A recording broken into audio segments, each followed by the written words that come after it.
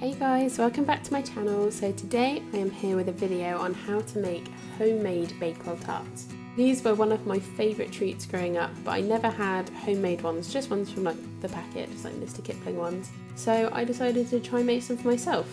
Traditionally, they do have cherry jam with glacier cherries on top. That is sort of Bakewell tradition. That's just not something I fancy doing. I'm not a huge cherry fan, so I decided to use strawberry jam instead.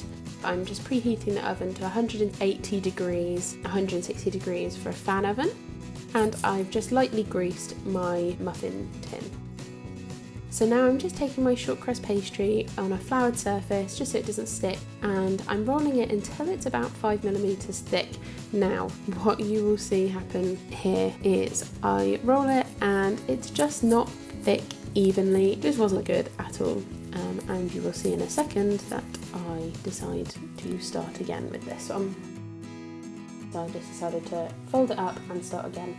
This isn't a good idea if you've got shortcrust pastry, not advised to sort of just start folding it and starting again, because you're not supposed to really handle it too much, but it didn't affect it too badly in the end, and I did manage to get the roll to be a lot more even, and I used a larger circle. I just experiment. I'd go with the largest circle you have in terms of cookie cutter, and it just wants to be a sort of straight edged cookie cutter. I think if you just use the biggest one you have and just sort of stretch it to fit into the dish and to go up the sides, then I think it works quite well. Don't be afraid to sort of mush it around, because in the end, because they're all pressed up so close to the edge of the dish anyway, they do look quite, perfect when they're all finished.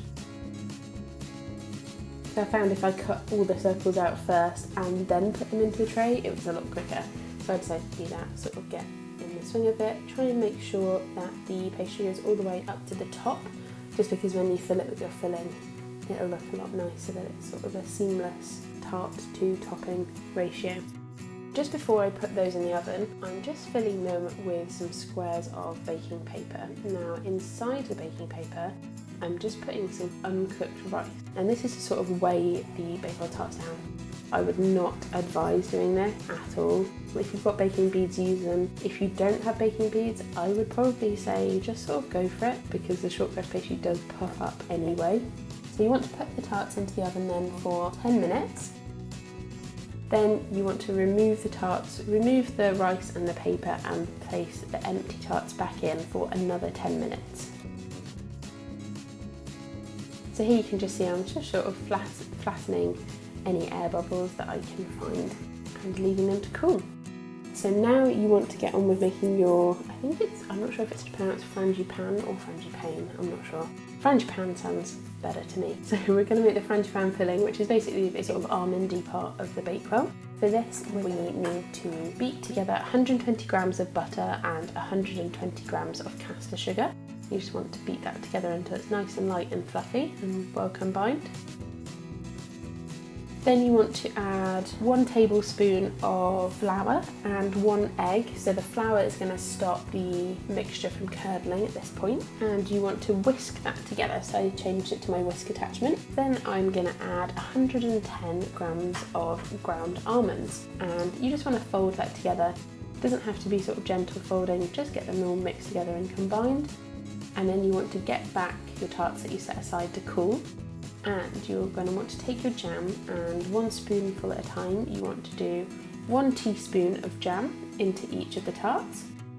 And then you want to take a tablespoon of the frangipane mixture and pop a tablespoon onto each tart. I think in the end they had just over a tablespoon each, but I just sort of popped a tablespoon of equal size onto each one, and then whatever I had left, I just divided it evenly. Once you've spooned the tablespoon on, as you can see, you just want to flatten it, basically try and not see any sort of edge or any jam.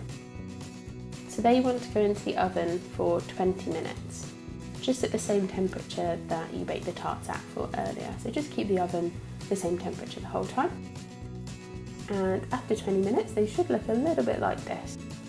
Some of them just needed a little shimmying to get out of the baking tin as well. So then the final thing you need to do is mix 200 grams of icing sugar with 2 tablespoons of water. Then you just want to top your Bakewells with some icing.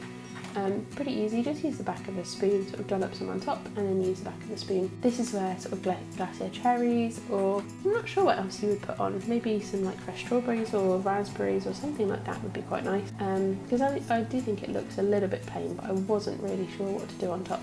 So if you have any suggestions, do let me know. Blueberries would look quite cool as well. But yeah, so that is pretty much everything. Once you smooth the icing onto each of the Bakewells, that is them ready to eat. Just need to wait for that icing to cool.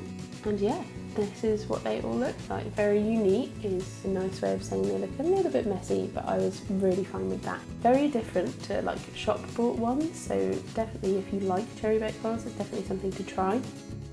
But yeah, so that is it for today. Really super simple recipe, but something that I'd never thought to make before, and I was really happy with the result. Thank you so much for watching, and I will see you next week with another video.